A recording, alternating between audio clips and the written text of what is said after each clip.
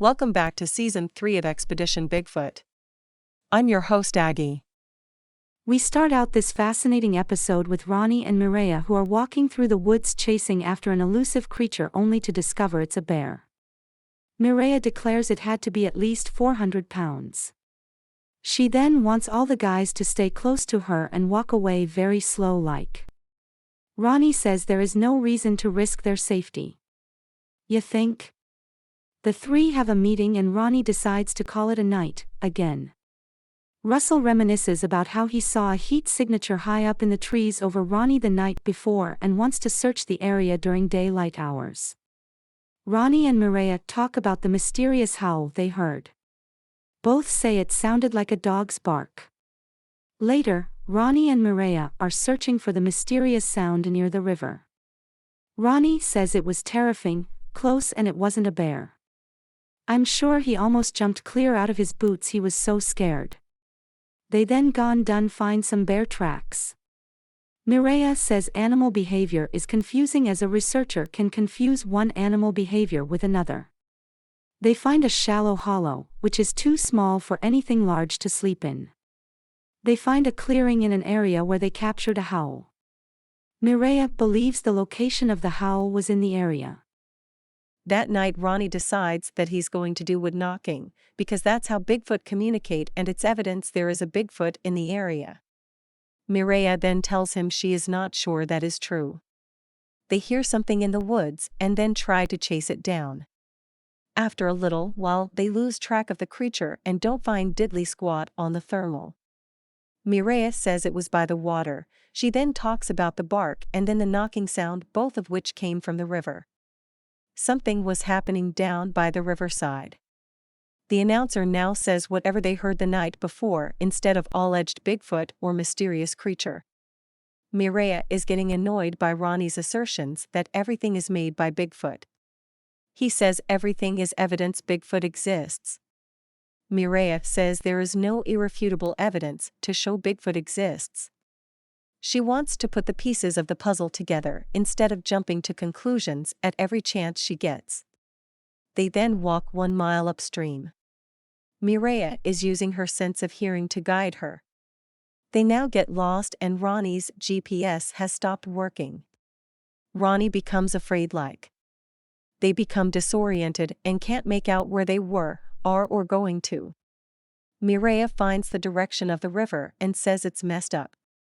Ronnie says he doesn't easily get lost in the woods. They can't find their way out and Ronnie thinks they are being watched and whoever is watching seems to have the ability to mess with their heads and Ronnie is feeling dizzy. Mireya then hears footsteps and branches snapping. Ronnie thinks they are being stalked. The batteries in only one of their flashlights are dying. However, instead of shutting one flashlight off and using only one, they continue to use both flashlights. Mireya then hears something and then she says she hears water. Bryce then goes and talks to Humboldt County Historical Society Director Jim Garrison. Garrison shows Bryce several newspaper articles about Bigfoot from over the years. One of 3 children being stalked by Bigfoot, then ranchers wanting to capture Bigfoot, to a man who exchanged food with a Bigfoot. He then tells Bryce a story about a man who had pebbles thrown at him, only to spin around to see a Bigfoot, which then shape-shifted into a bear. All the time the story is being told they show Russell walking in the woods with spooky-like music. Bryce then talks about how the crew had a creature cornered, but it turned into a bear. Bryce ponders the question. What are they actually looking for? Bigfoot, shape-shifting bears. Bryce then talks to a Bear River Band medicine man named Hank. He talks about shadow people and stick creatures, 2 tribes that don't like each other. He says they walk like normal people and when you see them you are catching them off guard. The medicine men of the nation could do the same. The stick Indians and shadow people have had conflicts in the past. There is a strip along the Eel River, as it flows north and not south. It is where the shadow people stay. It flows directly through the target zone and are in the right position to prove the existence of said such creatures. The creatures whistle and lure you off the wayward path and you may get hurt or fall down a cliff. They have no sense of right and wrong and indifferent. Bryce thinks it's a tactic to lure people into the woods to get lost, attacked and possible eaten or worse.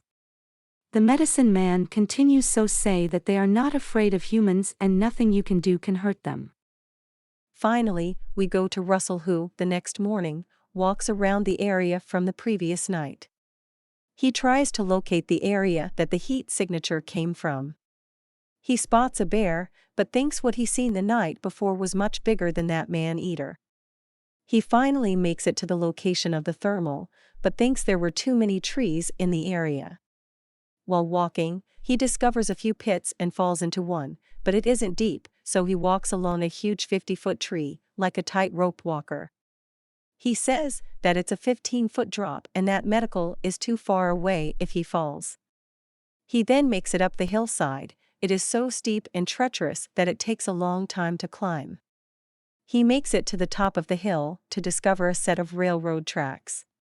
He says whatever it was, from the night before knows the area and got out of Dodge real fast like.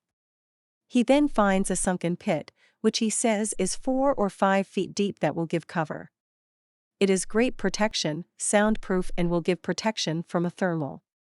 He then finds a footprint and thinks it is a left foot with only 3 toes. It's not good enough to get a cast impression of it. He thinks whatever is making the tracks is using the railroad lines as a pathway. It's large, heavy, and has a lot of weight and he is going to find it. After walking along a train track, he discovers the end of the trail. The tracks just seem to disappear. While walking in another direction, he discovers a train tunnel and decides to go into it despite it being spooky, creepy, and dangerous. While walking around inside it, he discovers a door in the side of the tunnel which leads to a cave system. He calls it a black void, which is spooky, and he is standing on the threshold of the abyss. He goes into it to investigate. He discovers scratches on the wall, bats, and a light at the end of the tunnel. He chases it down after what appears to be a flash. Then he makes it out of the tunnel and the light is in the sky. Well, that will do it. I hope to see you next week. On June 8th, Keith will be vending in the Forest County Bigfoot Festival in Marionville, Pennsylvania. He will have a slew of Bigfoot memorabilia, pins, signs, and car decals. Stop by to say hello. As always, I hope to see you next week. Thank you for watching. As always, please subscribe to our channel. Please like, comment, subscribe and share. See you next week.